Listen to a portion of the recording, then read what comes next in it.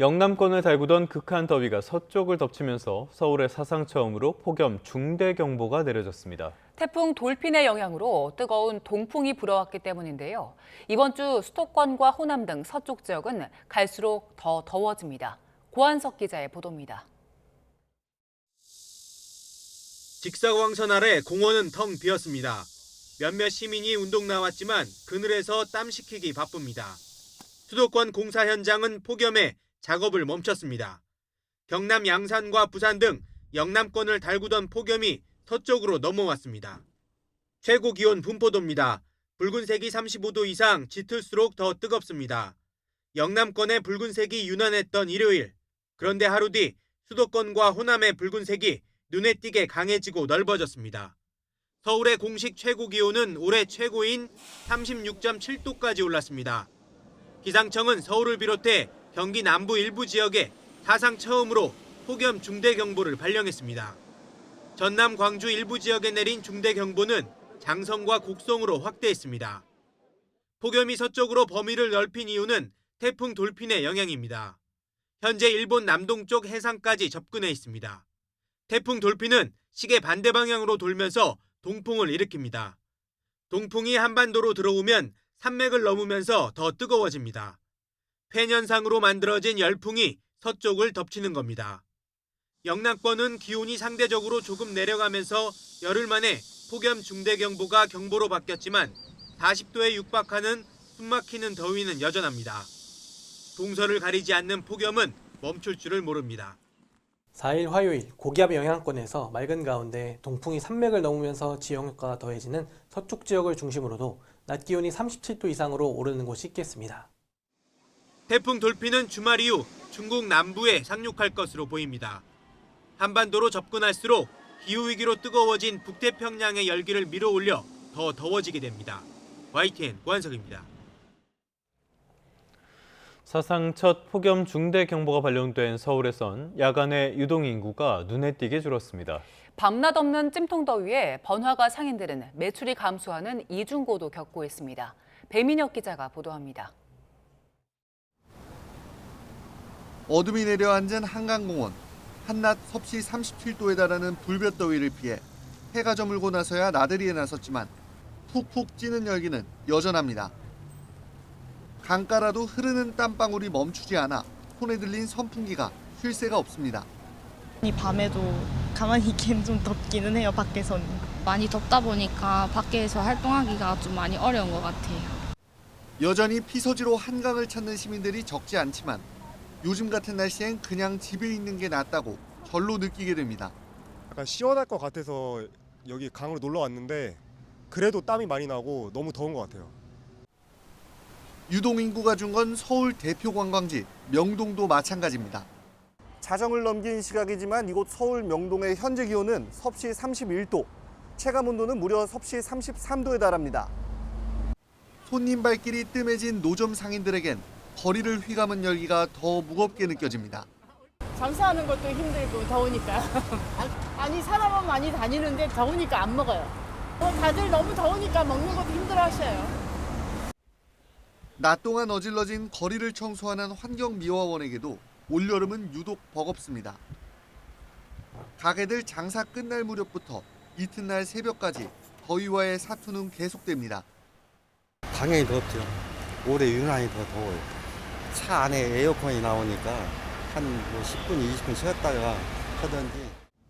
열대야를 견디는 모습은 서로 달라도 이번 여름이 빨리 지나가길 바라는 마음은 다들 같았습니다. YTN 배민혁입니다.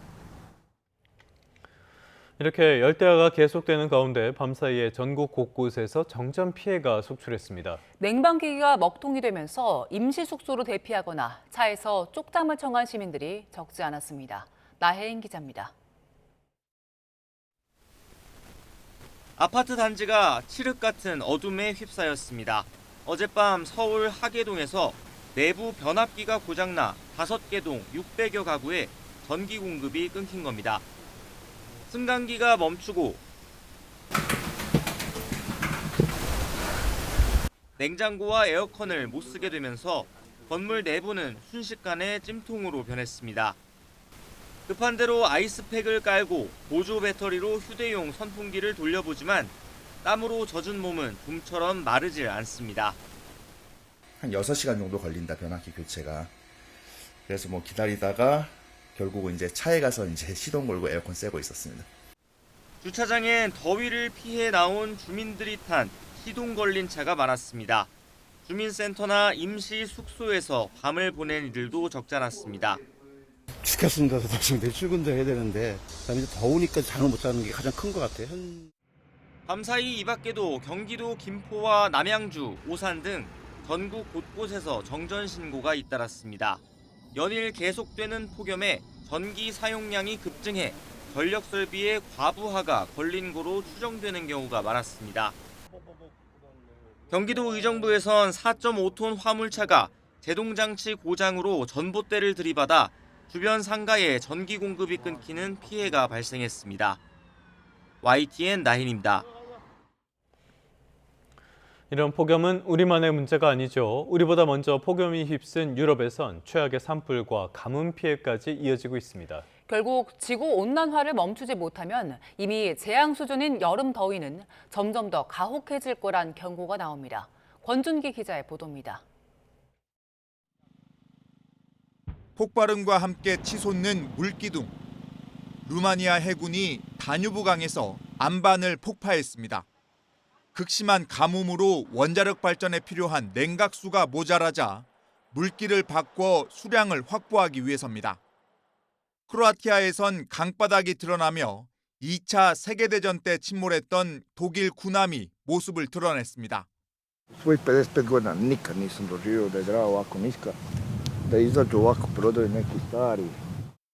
그리스 산불은 일주일 넘게 꺼지지 않고 있습니다. 소방관들이 사투를 벌이고 있지만 바싹 말라버린 숲은 거대한 불쏘시개가 돼버렸습니다. 이 와중에 소방 헬기 2대가 충돌하며 악재가 겹쳤습니다. 습한 저지대인 네덜란드에서조차 대형 산불이 발생할 정도로 유럽 전체가 최악의 가뭄 상황에 직면했습니다. 유례없는 폭염 이후 이어지는 재난에 지구 온난화에 대한 경고의 목소리는 높아지고 있습니다.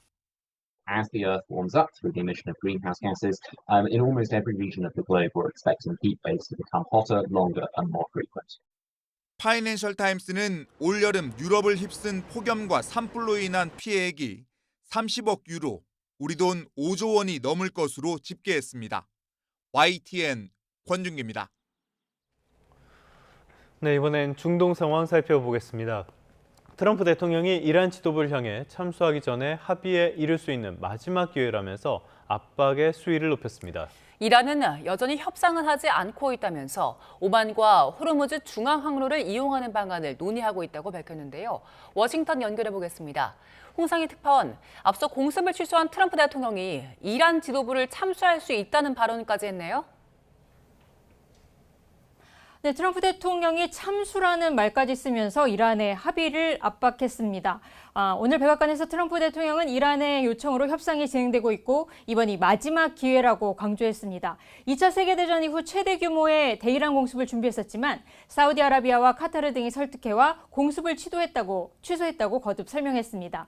이란도 호르무즈 해협과 더 중요한 비핵화에 대해 이야기를 하고 싶다며 협상을 요청해왔다고 주장했는데요. 트럼프 대통령은 이번이 이란 지도부를 제거하기 전 마지막 기회라면서 정신을 차리길 바란다고 경고했습니다. 들어보겠습니다. I want to give them every last chance before decapitation. This is the last chance.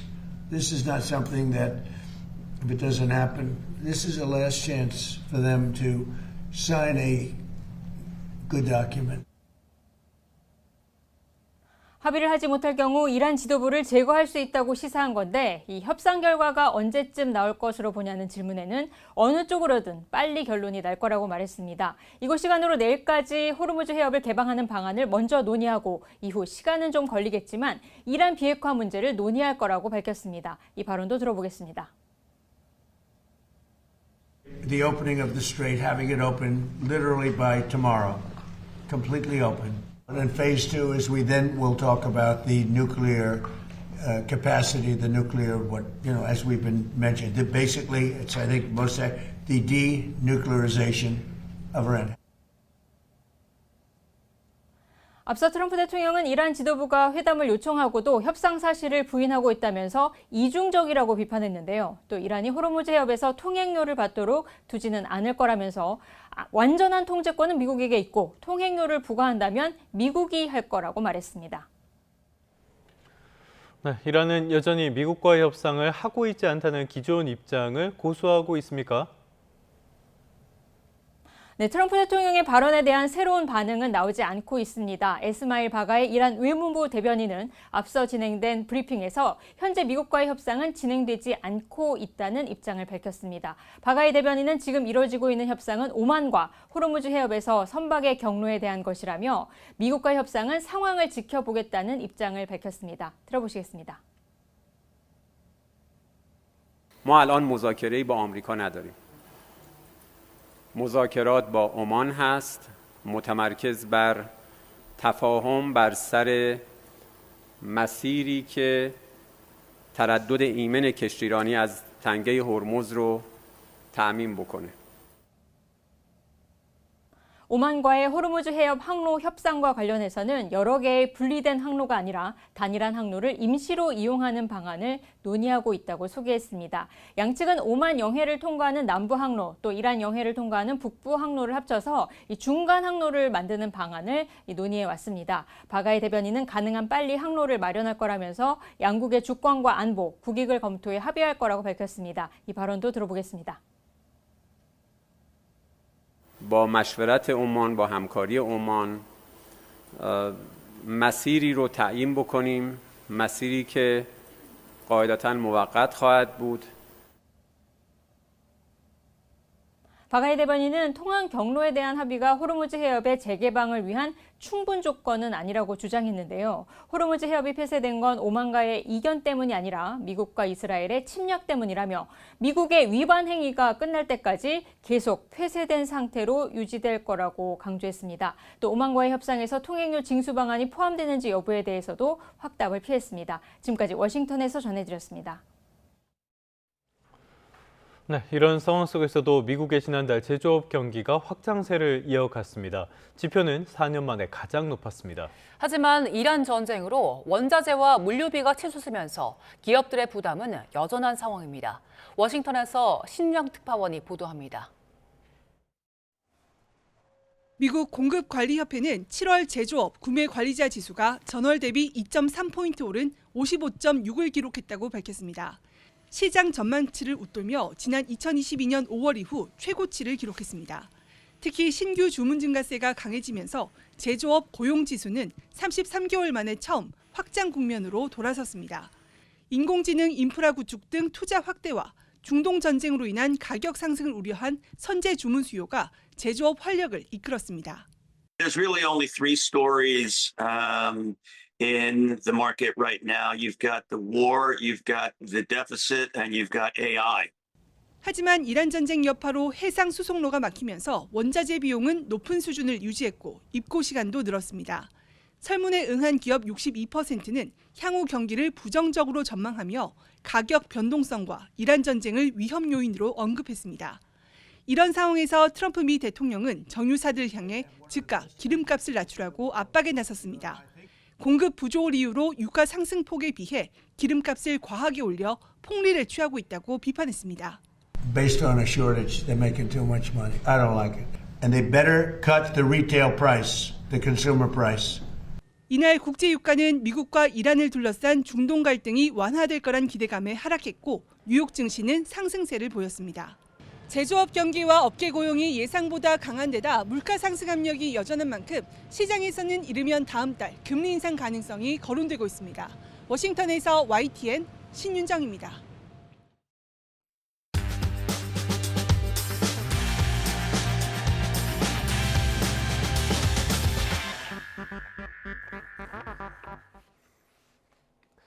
(8월 4일) 화요일 스타트 브리핑 시작합니다. 네, 이동 노동자 쉼터 아시나요? 배달기사나 대리운전 기사 등 이동 노동자들이 폭염을 피해 휴식을 취하는 오아시스 같은 공간인데요. 이 쉼터의 실태는 어떤지 들여다본 국민일보 기사 보겠습니다. 서울에는 30곳이 설치돼 있습니다. 폭염 속 마땅히 쉴 곳 없는 이동 노동자들의 발길이 이어지고 있는데요. 잠깐이라도 더위를 피하며 쉴 곳이 있는 건 그나마 다행입니다. 하지만 일부는 공간이 너무 좁거나 낡았거나 불편하다는 불만이 나옵니다. 지금 보시는 왼쪽 사진은 금천구의 가산 쉼터인데요. 면적이 컨테이너 한 칸 크기에 불과합니다. 가운데는 서초구 신논현역 쉼터인데 번화가에서 멀리 떨어져 있어서 접근성이 떨어지는 편입니다. 그리고 오른쪽 사진, 사당역 쉼터는 곰팡이와 눅눅한 냄새, 습기로 가득 차 있습니다. 시설 관리 직원들 사이에서 사당 감옥으로 불릴 정도라고 하네요. 일부 이동노동자 쉼터의 접근성 개선과 시설 관리 보완이 필요해 보입니다. 기록적인 폭염 앞에 스포츠도 멈춰섰습니다. 전 세계 여름 스포츠가 죽을 맛인데 이 내용을 중앙일보가 다뤘습니다. 얼마 전 프로야구 경기 도중 일부 선수들이 미열과 구토, 어지럼증 증세를 보였습니다. 40도를 오르내리는 폭염에 지난 주말 창원과 부산 경기가 취소되기도 했습니다. 이러자 KBO는 경기 시작 시간을 탄력적으로 운영하기로 했습니다. 세계 최고 권위의 대회도 폭염 때문에 경기가 취소되거나 단축되고 규칙마저 바뀌고 있습니다. 세계 최고의 역사를 지닌 테니스 대회 윈블던도 경기 도중에 10분 휴식 제도를 새로 도입했습니다. 가장 권위 있는 도로 사이클 대회 투르 드 프랑스는 역사상 최초로 언더코스 일부를 줄였습니다. 얼마 전에 북중미 월드컵에서도 하이드레이션 브레이크가 도입됐었죠. 기후위기가 이제 스포츠의 존립을 위협하는 눈앞의 실체가 됐습니다. 이어서 볼 한국일보 기사는 한국은행이 13년 만에 금을 매입한다는 내용입니다. 어떤 배경이 있는지 보겠습니다. 최근 이란 전쟁 등 지정학적 리스크가 커지면서 각국 중앙은행들이 금 사재기에 나섰습니다. 우리나라도 안전자산인 금 보유 비중을 확대할 필요성이 커졌다는 게 한은 설명입니다. 한은의 금 보유량은 2013년 이후 13년째 104.4톤에서 제자리 걸음입니다. 세계 중앙은행 중엔 41위고요. 일본과 비교하면 8분의 1 수준에 그칩니다. 한은이 금을 사들이려는 건 달러와 자산 쏠림을 완화하고 외환 보유액을 다변화하려는 목적도 있습니다. 또 금값이 올해 초 고점 대비 20%가량 내려서 매입 타이밍 부담도 덜한 상황입니다. 그동안은 해외에서 실물 금을 매입했는데 이번엔 국내에서 생산된 수출용 물량도 매입할 예정입니다. 다만 매입 시기나 규모 등은 공개되지 않았습니다. 끝으로 조선일보는 디지털 벽에 막힌 고령층의 이동권 문제를 짚었습니다. 요즘 길가에서 손 흔들어서 택시 잡는 풍경 거의 사라졌죠. 문제는 어르신 중에 택시 호출 앱을 쓸 줄 모르는 분들이 여전히 많다는 겁니다. 60대 이상 중에 20%만 택시 호출 앱을 쓰는 걸로 나타났습니다. 어르신 10명 중 8명은 여전히 길거리에서 지나가는 택시를 잡는다는 뜻입니다. 하지만 택시 수십 대가 싱싱 지나가도 30분 동안 한 대 잡기도 어렵습니다. 전국 택시기사의 90% 이상, 서울은 99%가 카카오티 앱 호출로 승객을 받기 때문입니다. 상황이 이렇다 보니까 지자체들은 고령층을 위해 택시 호출 서비스를 운영하고 있는데요. 그런데 대부분 온라인으로 홍보가 이루어지고 어르신들은 이런 서비스가 있는지조차 모르는 경우가 많습니다. 택시뿐만 아니라 KTX와 SRT 등 기차표 모바일 앱에도 고령층에겐 쉽지가 않죠. 디지털 격차가 불러온 고령층의 이동권 문제가 사회적 고립으로 연결될 수 있습니다. 디지털 소외계층을 위한 교육과 배려, 사회적 인프라 구축이 꼭 필요해 보이네요.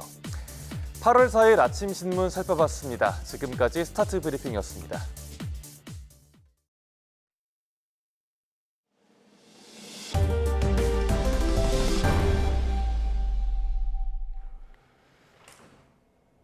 다음 소식입니다. 보안 수사권 폐지를 담은 형사소송법 개정안의 국무회의 의결을 앞두고 여야는 여론전에 총력을 기울였습니다. 여당은 우려를 불식시키는 데 주력했고요. 국민의힘에선 대통령 탄핵까지 거론됐습니다. 김다연 기자입니다. 오늘 국무회의에서 보안 수사권 폐지를 담은 형사소송법 개정안이 통과할 거란 전망이 나오는 가운데 더불어민주당은 대국민 보고회를 마련했습니다. 사회적 약자의 피해가 커질 거란 우려를 잠재우기 위해서인데 원내대표와 정책위의장, 법사위원장이 총출동해 더 좋아진 법이라고 한 목소리로 외쳤습니다.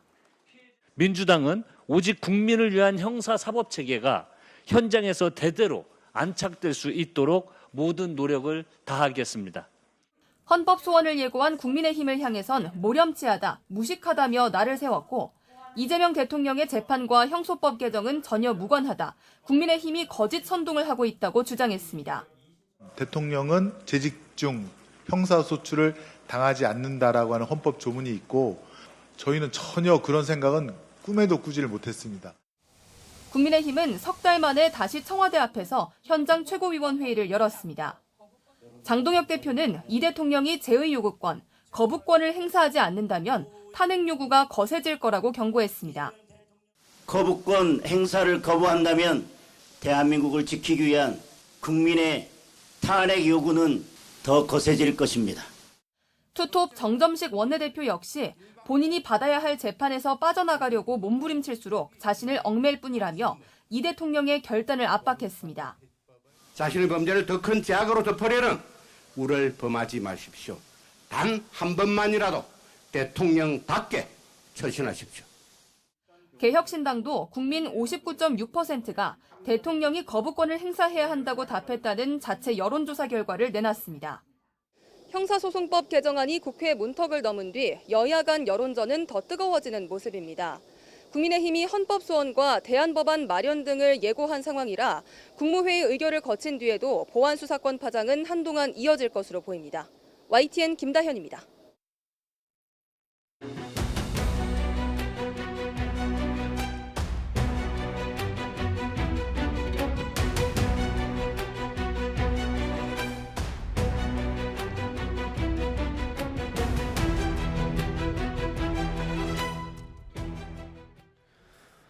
집값도 전셋값도 못 잡고 대출이 필요한 실수요자만 밀려났습니다. 거래는 얼어붙었는데 오름세는 더 번졌습니다. 이재명 정부 부동산 정책에 대한 냉정한 성적표입니다. 이런 상황에서 나온 세제 개편안 효과가 과연 있을까요? 오늘은 석병훈 이화여자대학교 경제학과 교수와 함께 관련된 소식 짚어보도록 하겠습니다. 교수님 어서 오십시오. 안녕하십니까. 많은 사람들이 관심을 가졌던 이 세제 개편안 결국에 나왔습니다. 최종 마지막 보루라고 했던 보유세 결국에는 카드를 꺼내 들었는데요. 세부적인 내용들 어떤 점이 눈에 띄었습니까? 예, 가장 중요한 것은 초고가 주택에서 실거주하는 사람들을 타겟으로 보유세를 올렸다라는 점, 그 다음에 비거주 1주택자를 타겟으로 보유세를 올린 거, 그리고 그동안에는 다주택자를 대상으로 종합부동산세를 중과했는데 이제는 그게 아니라 주택 가액을 기준으로 종합부동산세를 인상을 했다라는 점이 크게 차이점이다라고 보고 있습니다.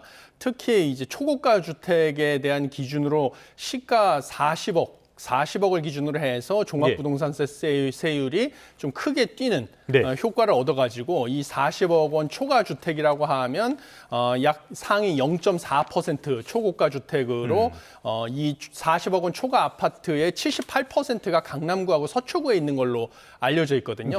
그래서 강남구 서초구를 타겟으로 해가지고 지금 조세 저항을 최소화하기 위해서 핀셋 증세를 했다 이렇게 생각을 합니다. 알겠습니다. 교수님 말씀해 주신 것처럼 초고가 거주 1주택자, 비거주 1주택자 이런 곳을 타겟으로 했다라고 볼 수가 있을 것 같은데요. 먼저 교수님께서 말씀해 주신 것 중에서 기존에는 몇 채가 중심이 됐다면은 이제는 전체를 가액으로 하는 것들 이쪽으로 중심이 옮겨갔다는 거지 않습니까? 이거는 긍정적으로 볼 수 있는 부분 아닌가요?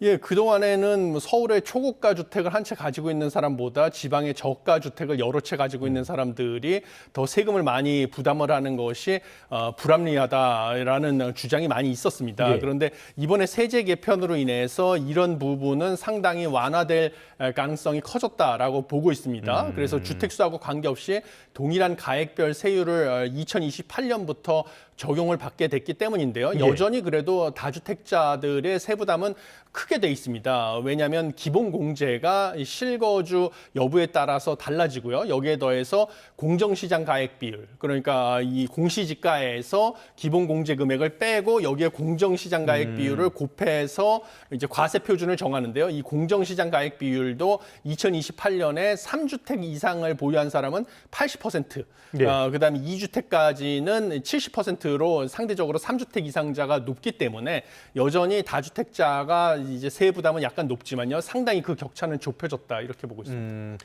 그런 측면에서는 저희가 지금 그래픽도 보여드리고 있는데요. 1주택자, 2주택자의 종부세 과세 표준 세율 이런 것들이 예전에는 주택 수가 훨씬 더 중요했다면은 이제는 전체적인 금액이 더 중요해졌다라는 측면으로도 볼 수가 있을 것 같고요. 이 부분은 분명히 좀 긍정적인 요소가 있는 것 같습니다.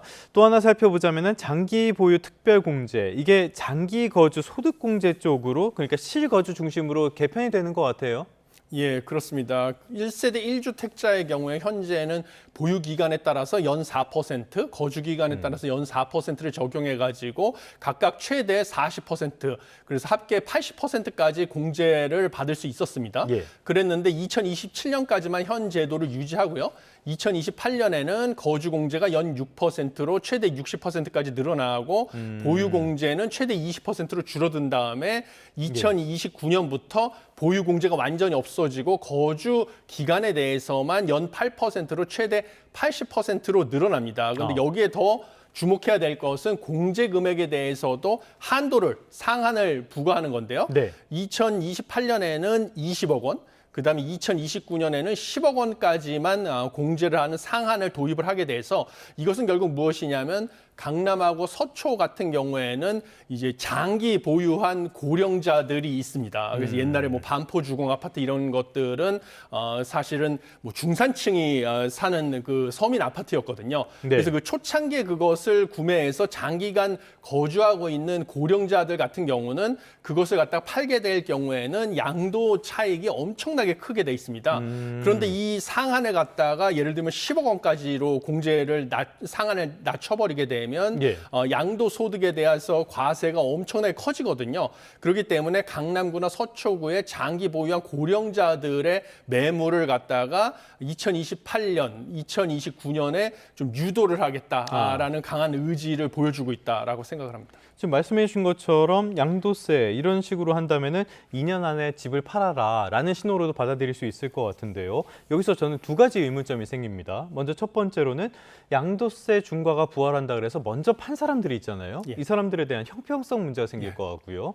두 번째로는 이걸 팔아도 어차피 여기 들어갈 사람들은 고자산가란 말이죠. 그러면 원래 살던, 오래 살던 분들만 피해를 보게 되는 그런 문제는 없을까요? 예, 맞습니다. 지금 그래서 올해 사실은 5월 10일부터 양도세 중과가 재시행이 됐습니다. 네. 그래서 2주택자 이상부터는 기본세율, 이제 1세대 1주택은 기본세율 6에서 45%에다가 2주택자부터 20%포인트가 중과가 되고 3주택 이상부터는 30%포인트 중과됐었는데요. 예. 그거를 갖다가 지금 양도소득세율을 갖다가 이제 낮춰준다라고 해가지고 5%포인트로 요번에 인하를 해주겠다고 하지 않았습니까? 한시적으로. 그것을 갖다가 소급 적용을 해주겠다라고 얘기를 했습니다. 그런데 문제는 이 양도소득세율을 한시적으로 인하해 준다고 하는 것을 사실 정부가 원래는 재시행한다고 확고하게 얘기를 해가지고 그 전에 팔았던 사람들 일부 그리고 그 이후에 못 견디고 팔았던 사람들한테 그렇죠. 예. 세금을 환급해 준다 할지라도요. 이 정부가 변하지 않겠다고 얘기했던 정책 기조를 결국은 매물 잠김 때문에 후퇴한 거지 않습니까? 네. 그러면 사실은 2029년에 양도세 중과를 재시행한다고 지금 예고를 했지만요. 그때 가서 또다시 매물 잠김은 발생할 수밖에 없거든요. 네네. 그러면 그때 가서 다시 후퇴할 거라는 강한 그런 신호를 주는 것이기 때문에 이미 한번 그렇게 했으니까요. 그렇죠. 이미 한번 예. 했기 때문에 그래서 아마 시장에서 이것을 2029년부터 또 후퇴하지 않겠다고 믿는 사람들은 별로 없을 가능성이 크다라고 여전히 보고 있고요. 그다음에 이제 고령자들 같은 경우도 지금 이번에 나온 제도 같은 경우는 지방으로 여기서 팔고 지방으로 이전을 할 경우에는 뭐 이제 양도소득세를 갖다가 깎아주겠다 이런 게 나왔는데요. 예. 고령자 같은 경우는 사실은 이제 건강 문제 이런 것들이 있기 때문에 병원이나 이런 데를 대중교통으로 쉽게 이동하는 것이 필수적입니다. 그다음에 이웃 사촌들도 근처에 있는 것도 중요하고요. 오래 사셨으니까요. 그렇죠. 여기서. 예. 그런데 지방으로 이전을 하게 되면 세금을 깎아준다 할지라도 대중교통이나 이런 걸로 병원의 접근성이 떨어지기 때문에 상당히 고령자 입장에서는 불만이 제기될 수밖에 없는 것이고요. 뭐 그래서 이런저런 이유로 상당히 이번 정책에 대해서 불만을 받는 사람들이 많고요. 또 중요한 부분은 대출 규제에 있습니다. 지금 예. 초고가 주택, 시가 40억 원 이상의 초고가 주택에 주택에 대해서 보유세를 올리게 되기 때문에 고령자들 대상으로 그 매물을 갖다가 2년 안에 내놓게 만들려고 하는데요. 문제는 규제 지역에 지금 25억 원 이상에서 주택담보대출은 2억으로 묶여 있습니다. 네. 그렇기 때문에 40억 원 이상의 초고가 주택을 살 수 있는 사람들은 결국은 현금이 많은 자산가들밖에 살 수 있는 사람들이 없습니다. 네. 또 다른 그런데 문제는 또 그럼 팔 수 있는 사람들은 어떤 사람들이냐? 만약에 살 수 있는 사람들이 대출을 받을 수가 없으면 팔 수 있는 사람들 중에 현금적으로 여유가 많아서 근저당을 설정해주고 소위 말하는 셀러 파이낸싱이죠. 셀러 파이낸싱을 제공해 줄 수 있는 자산가들이 팔 수가 있는 거죠. 최근에 논란이 꽤 컸던 문제죠. 살 수 있는 사람도 현금이 많은 자산가, 팔 수 있는 사람도 셀러 파이낸싱으로 근저당을 설정해 주는 자산가들만 사고 팔 수 있는 상황으로 만들 수밖에 없어가지고 여러 가지로 부동산 시장의 왜곡을 만들고 그 와중에 선의의 피해자들을 양산할 수 있다라고 보고 있습니다. 교수님 말씀 들어보니까 그들만의 리그를 정책적으로 더 강화하는 것이 아닌가라는 걱정도 드는데요. 자, 지금 일단 정부에서는 이거는 부동산 시장 안정화의 목적이 있지 않고 조세 정상화에 있다 이렇게 강조를 하고 있습니다. 그렇다고 해도 여러 가지 측면에서 매물 출회를 염두에 둔 그런 조치들은 많이 보이는데요. 그래서 교수님께서 보시기에는 이 조치가 매물을 많이 끌어내는 그런 효과가 있을 걸로 보십니까? 예, 그러니까 매물을 끌어내기 위해서 하는 조치가 이제 두 가지가 기본적으로 나오는 게 이제 2년에 걸쳐서 한시적으로 다주택자의 양도소득세율, 가산세를 갖다가 20%포인트에서 2주택자 같은 경우는 5%포인트로 낮췄다가 10%포인트로 올리는 이런 식으로 단계적으로 인상을 하겠다라고 하는 부분하고요. 장기 보유 특별공제에서 상한을 설정하는 것이죠. 그래서 내년에는 20억 원, 그다음에 후년에는 10억 원까지 상한으로 설정하는 거기 때문에 2년 안에 팔지 않으면 양도소득세가 크게 올라갈 것이다. 그다음에 또 종합부동산세를 초고가 주택이랑 뭐 다주택자에 대해서 되게 중과를 하겠다라는 이거를 이용해서 보유세를 높이면서 2년 한시적으로 양도소득세를 갖다가 좀 올리지 않고 유예해주겠다라는 것을 압박을 함으로써 매물을 늘리겠다라는 전략을 지금 보여주고 있는데요. 네네. 지금 시점에서 봤을 때 매물이 늘어날 수 있는 것은 사실은 종합부동산세가 크게 올라가는 지역인 그 40억 초과의 아파트 78%가 몰려있는 강남구하고 서초구 지역이 유력합니다. 네. 거기에 보이는 고령층 들이 매물을 내놓을 가능성이 큰데 그렇겠죠. 그 매물을 받아줄 사람들은 지금 그 지역은 2억밖에 주택담보대출이 안 되기 때문에 자산가들만 그 매물을 받아줄 수가 있고요. 그 매물을 판 고령층들은 사실은 아무리 양도소득세를 깎아준다고 해도 지방으로 이사 가기는 현실적으로 불가능하고요.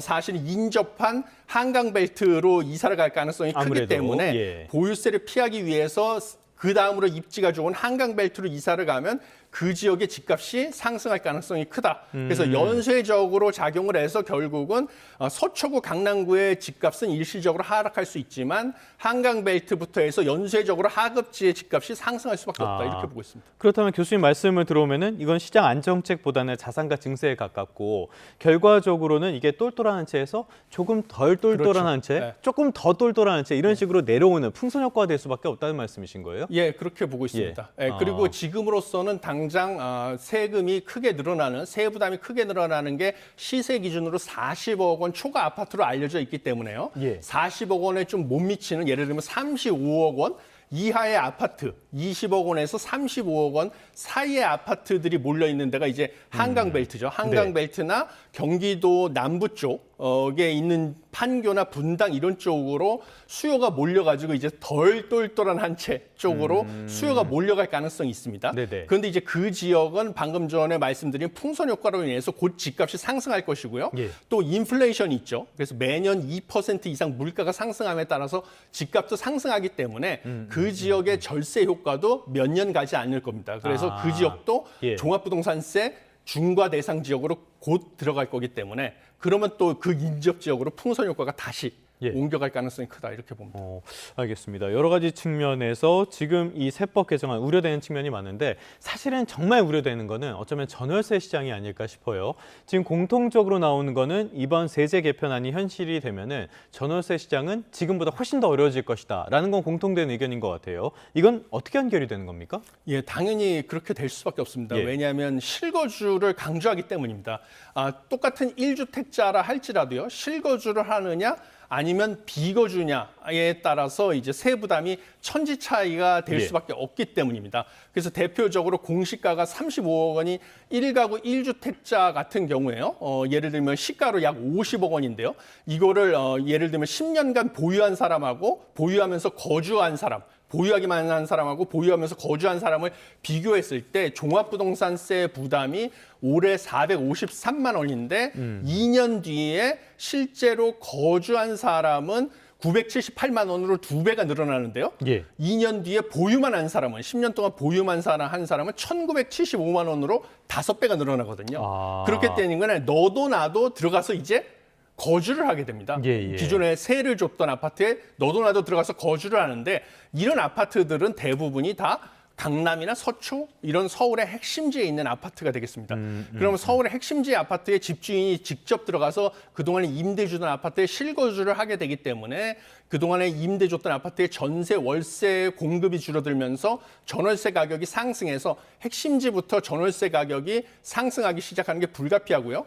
보유세 부담이 늘어나면 당연히 집주인은 이 보유세를 갖다가 중장기적으로 임차인한테 전가할 수밖에 없기 때문에 이것도 역시 전월세 가격을 상승시키는 요인이 될 수밖에 없습니다. 말씀하신 내용은 이미 여러 차례 우리가 사례를 겪어오면서 검증도 끝난 내용인데 왜 이게 다시 반복되는지 이 부분은 조금 아쉽다라고밖에 말씀을 드릴 수밖에 없을 것 같습니다. 자, 지금 보니까 시가 45억 원이 넘는 이런 주택에서 고령층이 살았을 때 종부세 부담 이런 것들도 저희가 그래픽으로 준비한 것이 있는데요.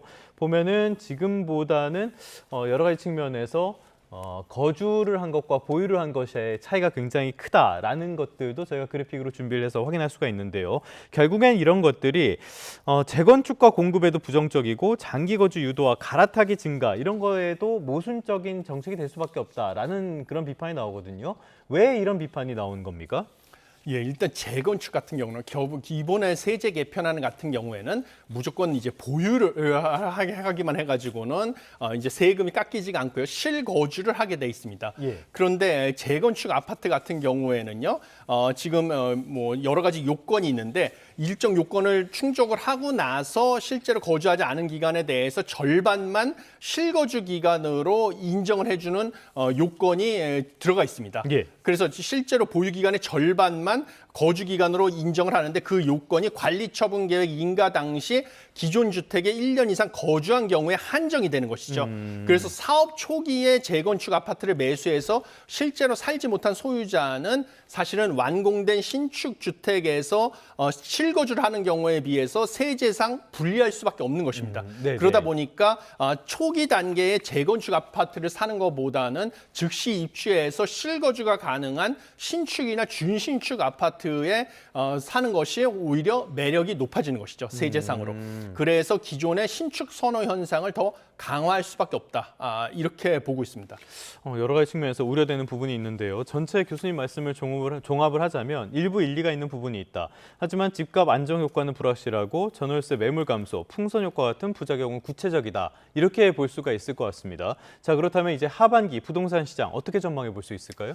하반기 부동산 시장이 상당히 어려운데요. 지금 추가적으로 공급 대책이 나오지 않는다고 하면요. 하반기 부동산 시장 같은 경우는 일단은 강남하고 서초 지역에서 고령층이 일부 이제 매물을 내놓을 가능성이 있습니다.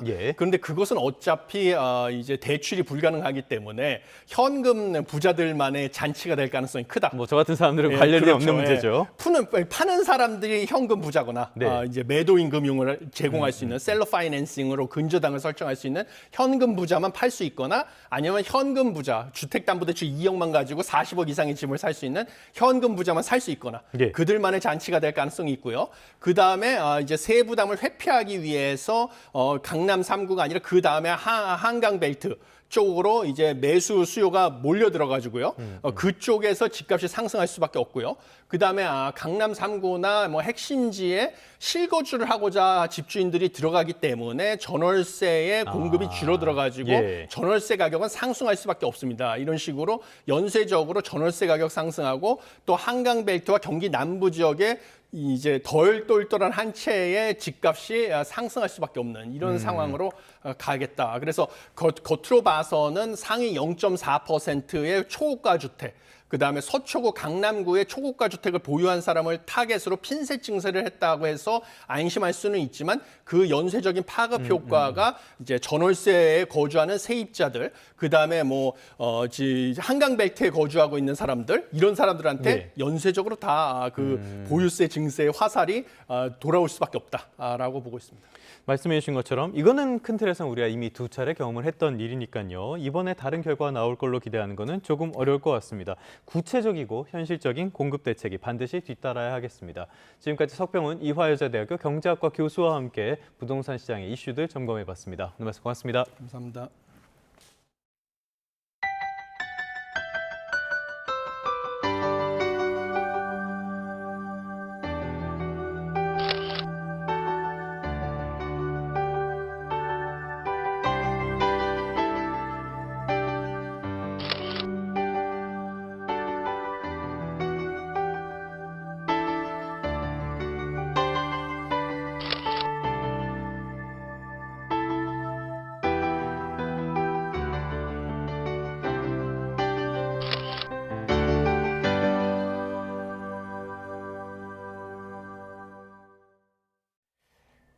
새벽 시간 술에 취한 남성이 호수에 뛰어들었다가 소방당국이 출동했습니다. 이보다 앞서 한강을 수영하던 또 다른 남성이 물에 빠져 심정지 상태로 구조되는 등 순환 사고가 잇따랐습니다. 김희영 기자의 보도입니다. 한 남성이 다리 위에서 호수를 바라보며 무언가를 마십니다. 주변을 서성이며 비틀거리는가 싶더니 갑자기 옷을 벗기 시작합니다. 곧이어 한쪽에 걸려있던 구명용 튜브를 가져다 물에 던지고는 스스로 난간을 밟고 올라가 물에 뛰어듭니다. 새벽 0시 50분쯤 경기 수원시 영통구 신대호수의 한 다리 위에서 촬영된 영상입니다. 주치자가 구명 조끼 입고 수영하고 있다고 신고자한테 신고받고 저희가 출동했고요.